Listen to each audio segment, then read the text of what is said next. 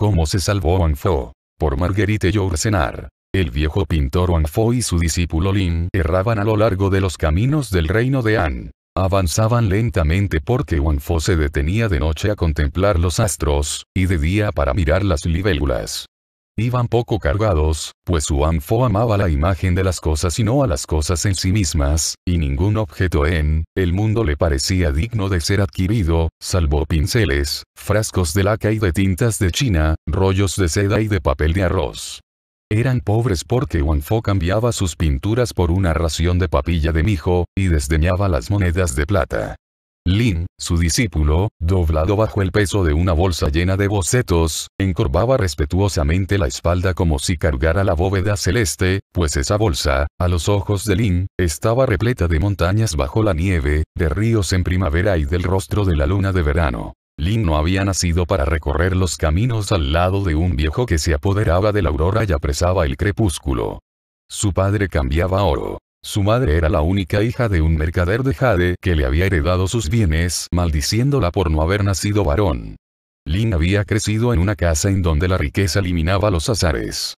Aquella existencia, cuidadosamente protegida, lo había vuelto tímido. Le temía a los insectos, al trueno y al rostro de los muertos. Cuando cumplió 15 años, su padre eligió una esposa para él, y cuidó de que fuera muy bella, pues la idea de la felicidad que procuraba a su hijo lo consolaba de haber alcanzado la edad en la que la noche sirve para dormir. La esposa de Lin era frágil como un junco, infantil como la leche, dulce como la saliva, salada como las lágrimas. Después de las nupcias, los padres de Lin llevaron la discreción hasta morir, y el hijo se quedó solo en su casa pintada de cinabrio, en compañía de su joven esposa que sonreía siempre, y de un ciruelo que cada primavera daba flores rosas. Lin amó a esa mujer de corazón cristalino como se ama a un espejo que no se empaña jamás, a un talismán que siempre protege. Frecuentaba las casas de té para obedecer a la moda y favorecía con moderación a los acróbatas y a las bailarinas. Una noche, en una taberna, le tocó Wang Fo como compañero de mesa. El viejo había bebido para ponerse en estado de pintar mejor a un borracho. Su cabeza se inclinaba de lado, como si se esforzara en medir la distancia que separaba su mano de la taza. El alcohol de arroz desataba la lengua de aquel artesano taciturno, y esa noche Wang hablaba como si el silencio fuera un muro, y las palabras, colores destinados a cubrirlo.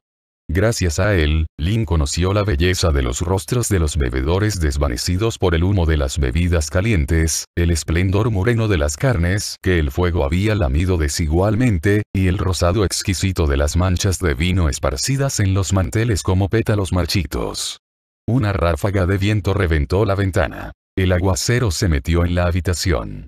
Wang Fo se inclinó para hacer admirar a Lin el fulgor lívido del rayo. Y Lin, maravillado, dejó de temerle a la tormenta. Lin pagó la cuenta del viejo pintor. Y como Wang Fo no tenía dinero ni posada, humildemente le ofreció albergue. Caminaron juntos. Lin llevaba una linterna. Su claridad proyectaba sobre los charcos fuegos inesperados. Aquella noche, Lin supo, no sin sorpresa, que los muros de su casa no eran rojos como él había creído sino que tenían el color de una naranja a punto de pudrirse. En el patio, Wang Fo reparó en la forma delicada de un arbusto, al cual nadie había prestado atención hasta entonces, y lo comparó a una joven que deja secar sus cabellos. En el corredor, siguió maravillado el camino vacilante de una hormiga a lo largo de las grietas del muro, y el horror de Lin por aquellos bichos se desvaneció. Al comprender que Wang Fo acababa de regalarle un alma y una percepción nuevas, Lin acostó respetuosamente al viejo pintor en la alcoba en donde su padre y su madre habían muerto. Desde hacía años, Wang Fo soñaba con hacer el retrato de una princesa de antaño tocando el laúd bajo un sauce. Ninguna mujer era lo bastante irreal para servirle de modelo, pero Lin podía serlo puesto que no era mujer. Luego Wang Fo habló de pintar a un joven príncipe tensando el arco al pie de un gran cedro. Ningún joven del tiempo presente era lo bastante irreal para servirle de modelo, pero Lin hizo posar a su propia mujer bajo el ciruelo del jardín. Luego, Wang Fo la pintó vestida de hada entre las nubes del poniente, y la joven lloró, pues era un presagio de muerte. Desde que Lin prefería los retratos que Wang Fo hacía de ella, su rostro se marchitaba como una flor expuesta al viento caliente o a las lluvias de verano. Una mañana la encontraron colgada de las ramas del ciruelo rosa. Las puntas del chai que la estrangulaba flotaban mezcladas con su cabellera. Parecía aún más delgada que de costumbre, y pura como las bellezas celebradas por los poetas de los tiempos cumplidos. Wang Fo la pintó por última vez porque amaba ese tinte verdoso que cubre el rostro de los muertos. Su discípulo Lin molía los colores, y aquella tarea le exigía tanta dedicación que se olvidó de verter lágrimas. Lin vendió sucesivamente sus esclavos, sus jades y los peces de su estanque para procurar al maestro los frascos de tinta púrpura que venían de Occidente. Cuando la casa estuvo vacía, la dejaron, y Lin cerró tras él la puerta de su pasado. Wang Fo estaba cansado de una ciudad en la cual los rostros no tenían ya ningún secreto de fealdad o de belleza que enseñarle. El maestro y el discípulo erraron juntos por los caminos del reino de An. Su reputación los precedía en los pueblos, en el umbral de las fortalezas y bajo el pórtico de los templos donde los peregrinos inquietos se refugian en el crepúsculo. Se decía que Wang Fo tenía el poder de dar vida a sus pinturas con el último toque de color que agregaba a los ojos. Los granjeros venían a suplicarle que pintara un perro guardián, y los señores querían de él imágenes de soldados. Los sacerdotes honraban a Wang Fo como a un sabio. El pueblo le temía como a un brujo. A Wang le alegraban estas diferencias de opinión que le permitían estudiar en su entorno las expresiones de gratitud, de temor o de veneración. Lin mendigaba el alimento, cuidaba el sueño del maestro y aprovechaba sus éxtasis para darle masaje en los pies. Al despuntar la aurora, mientras el anciano aún dormía, iba a la casa de paisajes tímidos, disimulados tras ramos de juncos. Por la tarde, cuando el maestro, desalentado, tiraba sus pinceles en el piso, los recogía. Cuando Wang Fo estaba triste y hablaba de su vejez, Lin le mostraba sonriendo el sólido tronco de un viejo roble. Cuando Wang estaba alegre y bromeaba, Lin fingía humildemente que lo escuchaba. Un día, a la hora en que el sol se pone, llegaron a los suburbios de la ciudad imperial, y Lin buscó para Wang Fo una posada en donde pasar la noche. El viejo se envolvió en sus harapos y Lin se acostó junto a él para calentarlo, pues apenas acababa de nacer la primavera, y el piso de tierra aún seguía helado. Al romperse el alba, resonaron pasos pesados en los corredores de la posada. Se escucharon los susurros asustados del posadero, y órdenes gritadas en una lengua bárbara.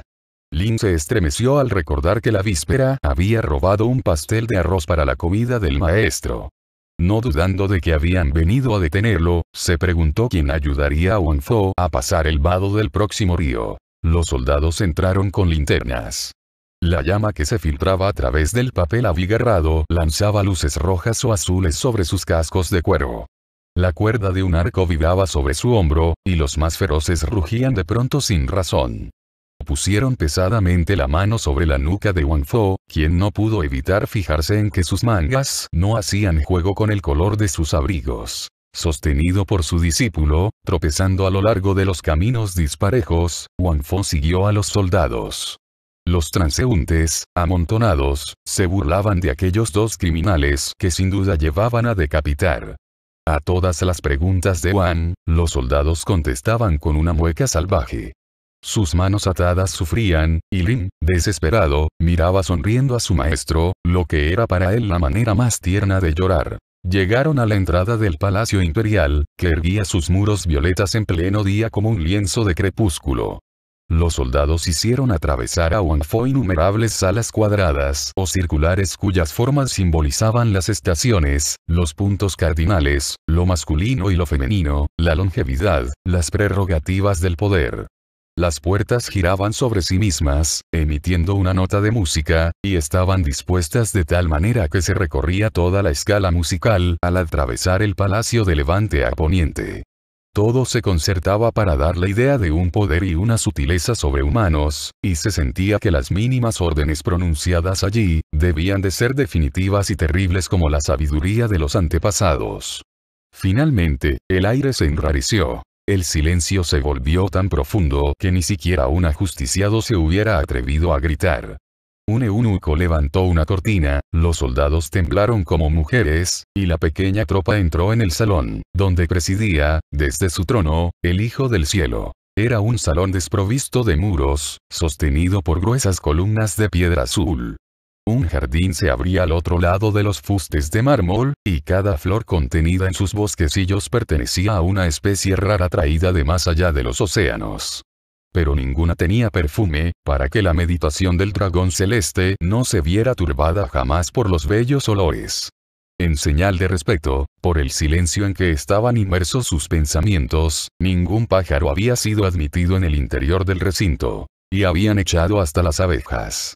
Un muro enorme separaba el jardín del resto del mundo, para que el viento que pasaba sobre los perros reventados y los cadáveres de los campos de batalla no pudiera permitirse ni rozar la manga del emperador. El amo celestial estaba sentado sobre un trono de jade, y sus manos estaban arrugadas como las de un anciano aunque tenía apenas 20 años. Su traje era azul para figurar el invierno y verde para recordar la primavera. Su rostro era bello, pero impasible como un espejo colocado demasiado alto, que no reflejara más que los astros y el cielo implacable. Tenía a su derecha al ministro de los placeres perfectos, y a su izquierda, al consejero de los justos tormentos. Como sus cortesanos, alineados al pie de las columnas, alertaban el oído para recoger la menor palabra salida de sus labios, se había acostumbrado a hablar siempre en voz baja. Dragón celeste, dijo Wang Fo prosternándose, soy viejo, soy pobre, soy débil. Eres como el verano. Soy como el invierno. Tienes 10.000 vidas. No tengo más que una que está por terminar. ¿Qué te he hecho? Han atado mis manos que nunca te han dañado. ¿Me preguntas qué es lo que has hecho, viejo Wang Fo? Dijo el emperador. Su voz era tan melodiosa que daban ganas de llorar. Levantó la mano derecha, que los reflejos del pavimento de jade hacían parecer glauca como una planta submarina, y Wang Fo, maravillado por el largo de aquellos dedos delgados, buscó en sus recuerdos si no había hecho del emperador, o de sus ascendientes, un retrato mediocre que mereciera la muerte. Pero era poco probable, pues Wang Fo hasta entonces no había frecuentado la corte de los emperadores, ya que había preferido las chozas de los granjeros o, en las ciudades, los suburbios de las cortesanas y las tabernas de los muelles en las que riñen los estibadores. ¿Me preguntas qué es lo que me has hecho, viejo Wang Fo? Prosiguió el emperador inclinando su endeble cuello hacia el anciano que lo escuchaba. Te lo voy a decir. Pero como el veneno del prójimo no puede deslizarse en nosotros más que por nuestras 9 aberturas, para ponerte en presencia de tus culpas, debo pasearte a lo largo de los corredores de mi memoria, y contarte toda mi vida. Mi padre había reunido una colección de tus pinturas en la habitación más secreta del palacio, pues era de la opinión que los personajes de los cuadros deben ser sustraídos a la vista de los profanos, en cuya presencia no pueden bajar los ojos. En esos salones fui educado, viejo Wang Fo, porque habían organizado la soledad a mi alrededor, para permitirme crecer en ella. Con el propósito de evitar a mi candor la salpicadura de las almas, habían alejado de mí el oleaje agitado de mis futuros súbditos. Y no le estaba permitido a nadie pasar frente al umbral de mi morada, por temor de que la sombra de aquel hombre o de aquella mujer se extendiera hasta mí. Los contados viejos servidores que me habían adjudicado se mostraban lo menos posible. Las horas giraban en círculo. Los colores de tus pinturas se avivaban con el alba y palidecían con el crepúsculo. Por la noche, cuando no lograba dormir, contemplaba tus cuadros, y, durante casi 10 años, los miré todas las noches. De día, sentado sobre un tapete cuyo dibujo me sabía de memoria, con las palmas de las manos vacías, reposando sobre mis rodillas de seda amarilla, soñaba con las dichas que me proporcionaría el porvenir. Me imaginaba al mundo, con el país de An en el centro, igual al llano monótono y hueco de la mano, que surcan las líneas fatales de los 5 ríos. A su alrededor, el mar donde nacen los monstruos. Y más lejos aún, las montañas que sostienen el cielo. Y para ayudarme a representar mejor todas esas cosas, utilizaba tus pinturas. Me hiciste creer que el mar se parecía al vasto manto de agua extendido sobre tus telas, tan azul que una piedra, al caer, no podía sino convertirse en zafiro. Que las mujeres se abrían y se cerraban como flores, iguales a las criaturas que avanzan, empujadas por el viento, en las veredas de tus jardines, y que los jóvenes guerreros de cintura delgada que velan en las fortalezas de las fronteras eran como flechas que podían atravesar el corazón. A los 16 años vi abrirse las puertas que me separaban del mundo. Subí a la terraza del palacio para mirar las nubes, pero eran menos bellas que las de tus crepúsculos. Ordené mi litera. Sacudido por los caminos, de los que no había previsto ni el lodo ni las piedras, recorrí las provincias del imperio sin encontrar tus jardines llenos de mujeres iguales a luciérnagas, tus mujeres cuyo cuerpo es como un jardín. Los guijarros de las costas me asquearon de los océanos. La sangre de los sacrificados es menos roja que la granada figurada sobre tus telas. La miseria de los pueblos me impide ver la belleza de los arrozales. La piel de las mujeres vivas me repugna como la carne muerta que cuelga de los ganchos de los carniceros. Y la risa burda de mis soldados me revuelve el corazón. Me has mentido, Wang Fo, viejo impostor. El mundo no es más que un montón de manchas confusas, arrojadas sobre el vacío por un pintor insensato, siempre borradas por nuestras lágrimas. El reino de An no es el más bello de los reinos, y no soy el emperador. El único imperio sobre el cual vale la pena reinar es aquel en el que tú penetras, viejo An, por el camino de las 1000 cuevas y de los 10.000 colores. Solo tú reinas en paz sobre las montañas, cubiertas de una nieve que no puede derretirse, y sobre campos de narcisos que no pueden morir. Y es por ello, Wang Fo, que busqué cuál suplicio te sería reservado a ti, cuyos sortilegios me hastiaron de lo que poseo, y me dieron el deseo de lo que no poseeré. Y para encerrarte en el único calabozo del que no puedas salir, he decidido que se te quemen los ojos, puesto que tus ojos, Wang Fo, son las 2 puertas mágicas que te abren tu reino. Y como tus manos son los 2 caminos de 10 ramificaciones que te llevan al corazón de tu imperio, he decidido que te sean cortadas las manos. ¿Me has comprendido, viejo Wang Fo? Al escuchar esta sentencia, el discípulo Lin arrancó de su cinturón un cuchillo mellado y se precipitó sobre el emperador. 2 guardias lo apresaron. El Hijo del Cielo sonrió, y agregó en un suspiro. Y te odio también, viejo Wang Fo, porque has sabido hacerte amar. Maten a ese perro. Lin pegó un salto hacia adelante para evitar que su sangre manchara el traje de su maestro. Uno de los soldados levantó el sable, y la cabeza de Lin quedó separada de la nuca, igual a una flor cortada.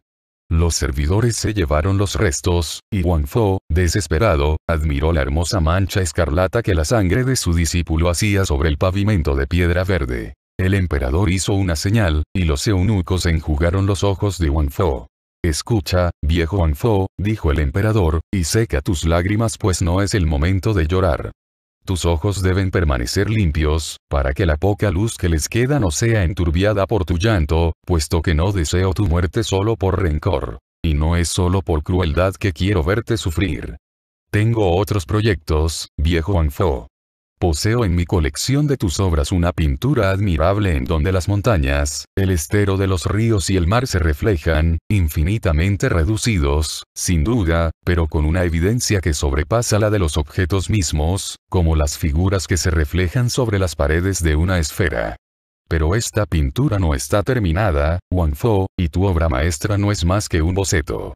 Sin duda, en el momento en que pintabas, sentado en un valle solitario, reparaste en un pájaro que pasaba, o en un niño que perseguía a aquel pájaro. Y el pico del pájaro o las mejillas del niño te hicieron olvidar los párpados azules de las olas. No terminaste la orla del manto del mar, ni la cabellera de algas de las rocas. Wang Fo, quiero que consagres las horas de luz que te quedan a terminar esta pintura, que contendrá así los últimos secretos acumulados en el curso de tu larga vida. Seguramente tus manos, tan próximas a caer, no temblarán sobre la tela de seda, y el infinito penetrará en tu obra por los plumeados de la desgracia. Y no hay duda de que tus ojos, tan cerca de ser aniquilados, descubrirán relaciones en el límite de los sentidos humanos. Ese es mi propósito, viejo Wang Fo, y puedo forzarte a realizarlo.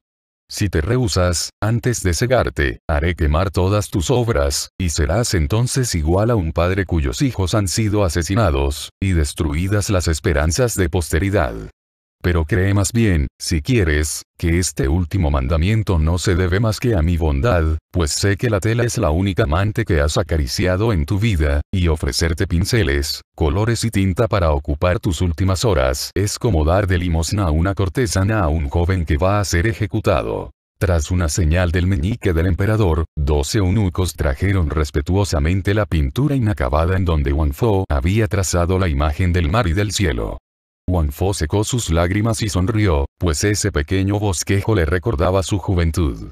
Todo atestiguaba una frescura del alma a la cual Wang Fo no podía aspirar más. Sin embargo, algo le faltaba, pues en la época en que Wang la había pintado no había aún contemplado suficientes montañas, ni suficientes rocas bañando en el mar sus costados desnudos, y no se había impregnado lo bastante de la tristeza del crepúsculo. Wang Fo escogió uno de los pinceles que le presentaba un esclavo, y se puso a extender sobre el mar inacabado largas corrientes azules. Un eunuco agachado a sus pies molía los colores. Desempeñaba bastante mal aquella tarea, y más que nunca Wang Fo añoró a su discípulo Lin. Wang comenzó por teñir de rosa la punta del ala de una nube posada sobre una montaña. Luego, agregó sobre la superficie del mar pequeñas arrugas que volvían más profundo el sentimiento de su serenidad. El empedrado de jade se tornaba singularmente húmedo, pero Wang Fo, absorto en su pintura, no se daba cuenta que trabajaba con los pies en el agua. La frágil barca que había crecido bajo las pinceladas del pintor, ocupaba ahora todo el primer plano del rollo de seda. El ruido cadencioso de los remos se levantó de pronto en la distancia, rápido y vivo como un aleteo. El ruido se acercó, llenó lentamente toda la sala, luego se detuvo y, suspendidas de los remos del barquero, unas gotas temblaban, inmóviles.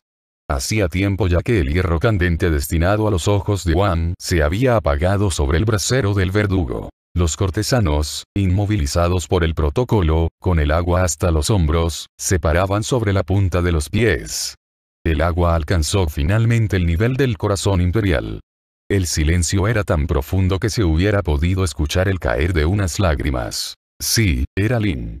Llevaba su viejo traje de todos los días, y su manga derecha aún tenía las huellas de un desgarrón que no había tenido tiempo de zurcir, en la mañana, antes de la llegada de los soldados. Pero lucía en torno al cuello una extraña bufanda roja. Wang Fo le dijo quedamente mientras seguía pintando. Te creía muerto. Vivo en usted, contestó respetuosamente Lin. Estando usted vivo, ¿cómo hubiera podido morir? Y ayudó al maestro a subir a la embarcación. El techo de jade se reflejaba sobre el agua, de manera que Lin parecía navegar en el interior de una gruta. Las trenzas de los cortesanos sumergidos ondulaban en la superficie como serpientes, y la cabeza pálida del emperador flotaba como un loto. Mira, discípulo mío, dijo melancólicamente Wang Fo. Estos desgraciados van a perecer, si no es que ya han perecido. No sospechaba que hubiese bastante agua en el mar como para ahogar a un emperador. ¿Qué hacer? No tema, maestro, murmuró el discípulo. Pronto se volverán a encontrar secos y ni siquiera recordarán que su manga haya estado mojada.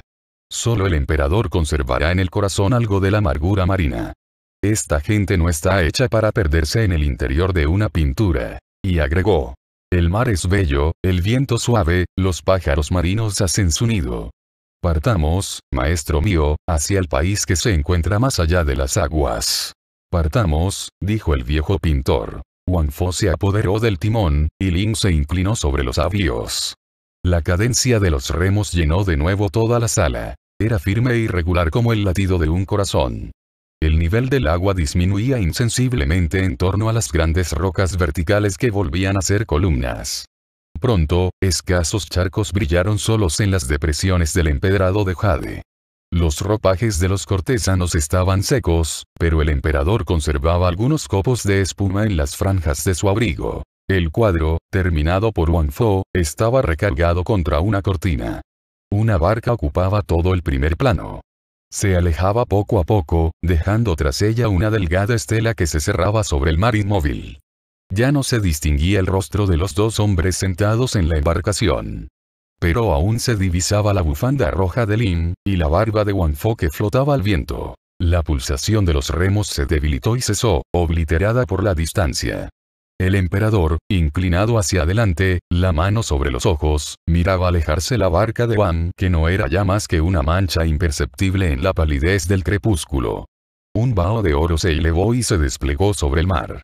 Finalmente, la barca viró tras una roca que cerraba la entrada hacia el mar abierto. La sombra de un farallón cayó sobre ella. La estela se borró de la superficie desierta, y el pintor Wang Fo y su discípulo Lin desaparecieron para siempre por aquel mar de jade azul que Wang Fo acababa de inventar.